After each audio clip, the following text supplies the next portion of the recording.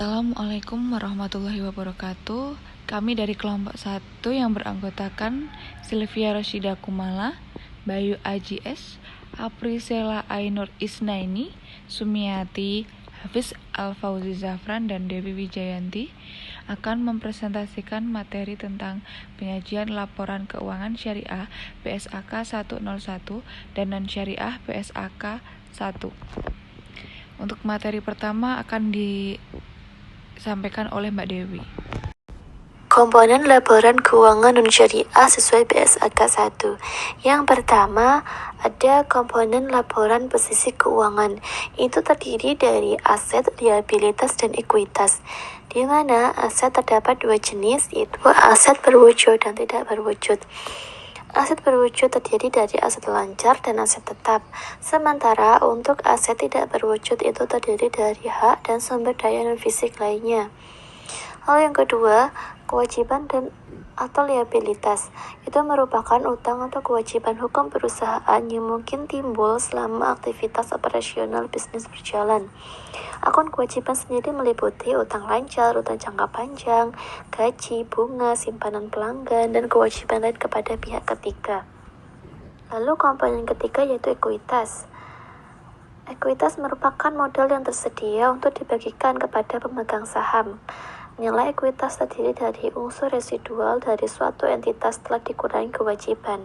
Selanjutnya yaitu komponen atau unsur dalam laporan keuangan laba rugi, meliputi pendapatan, pengeluaran atau biaya, keuntungan di luar aktivitas operasional bisnis, dan kerugian di luar aktivitas operasional bisnis. Selanjutnya komponen perubahan ekuitas itu terdiri dari modal, saldo yang disajikan kembali, dividen, laba rugi pada periode terkait, modal akhir, dan komponen lainnya yang terdiri dari mencakup pengaruh koreksi kesalahan pada periode sebelumnya, perubahan cadangan revaluasi, perubahan modal saham, atau pengaruh kebijakan akuntansi.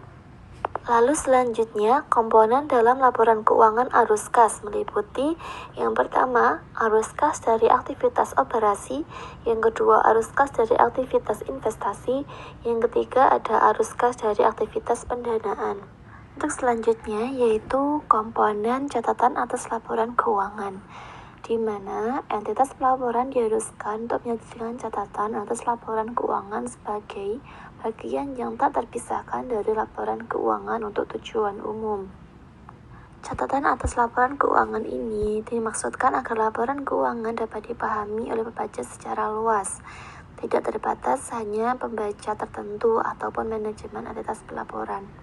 Dalam rangka pengungkapan yang memadai, catatan atas laporan keuangan mengungkapkan hal-hal antara lain yang pertama, informasi umum tentang entitas pelaporan dan entitas akuntansi, informasi tentang kebijakan fiskal atau keuangan dan ekonomi makro, ikhtisar pencapaian target keuangan selama tahun pelaporan berikut, kendala dan hambatan yang dihadapi dalam pencapaian target, lalu informasi tentang dasar penyajian laporan keuangan dan kebijakan-kebijakan akuntansi yang dipilih untuk diterapkan atas transaksi-transaksi dan kejadian-kejadian penting lainnya, rincian dan penjelasan masing-masing pos yang disajikan pada lembar muka laporan keuangan.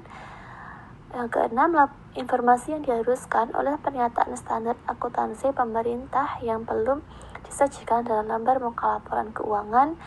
Dan yang ketujuh, informasi lainnya yang diperlukan untuk penyajian yang wajar yang tidak disajikan dalam lembar muka laporan keuangan. Komponen laporan keuangan syariah Bank Syariah. Yang pertama, laporan posisi keuangan meliputi aset, liabilitas, dana sirkah temporer, dan ekuitas. Yang kedua, laporan laba rugi dan penghasilan komprehensif lain. Yang ketiga, laporan perubahan ekuitas. Yang keempat, laporan arus kas. Yang kelima, laporan rekonsiliasi pendapatan dan bagi hasil. Yang keenam, laporan sumber dan penyaluran dana zakat. Yang ketujuh, laporan sumber dan penggunaan dana kebajikan. Yang terakhir, catatan atas laporan keuangan. Selanjutnya saya akan menjelaskan tentang asuransi syariah.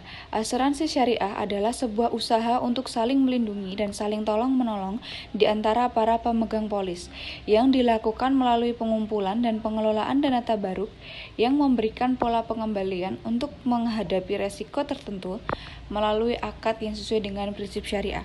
Kemudian, asuransi syariah ini menggunakan prinsip sharing of risk, di mana resiko dari suatu orang atau pihak dibebankan kepada seluruh orang atau pihak yang menjadi pemegang polis.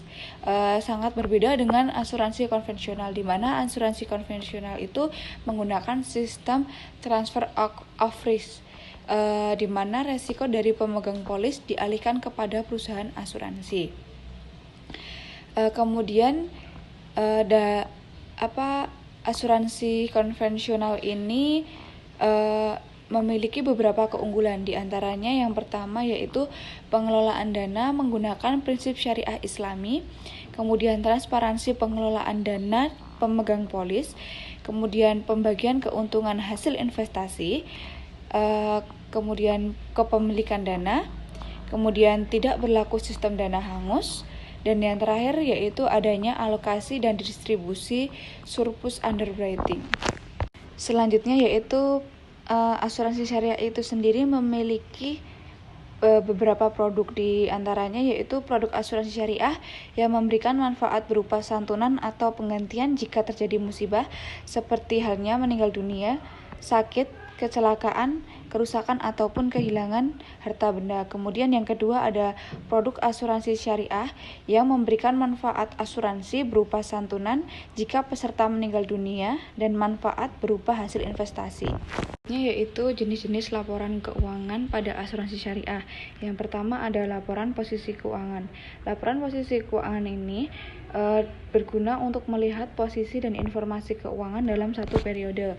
Yang kedua ada laporan surplus defisit underwriting dana tabaruk, di mana surplus underwriting ini adalah hasil pengurangan dari premi bersih atau neto akhir tahun dikurangi dengan total jumlah klaim yang terjadi. Apabila hasil pengurangan tersebut positif, maka perusahaan akan mengalami surplus. Sebaliknya, apabila pengurangan negatif, maka perusahaan akan mengalami defisit underwriting. Kemudian yang ketiga ada laporan laba rugi. Laporan laba rugi ini merupakan laporan keuangan yang berfungsi untuk melihat apakah perusahaan mengalami keuntungan atau kerugian. Kemudian selanjutnya yaitu ada laporan perubahan ekuitas. Laporan perubahan ekuitas ini menggambarkan informasi perubahan baik berupa peningkatan maupun pengurangan jumlah modal masing-masing anggota. Kemudian yang selanjutnya yaitu laporan perubahan dana tabaruk. Entitas asuransi syariah menyajikan laporan perubahan dana tabaruk yang mencakup yang pertama, surplus atau defisit periode berjalan. Yang kedua, bagian surplus yang didistribusikan ke peserta atau pengelola, kemudian surplus yang tersedia untuk dana tabaruk, dan ada saldo awal dan saldo akhir.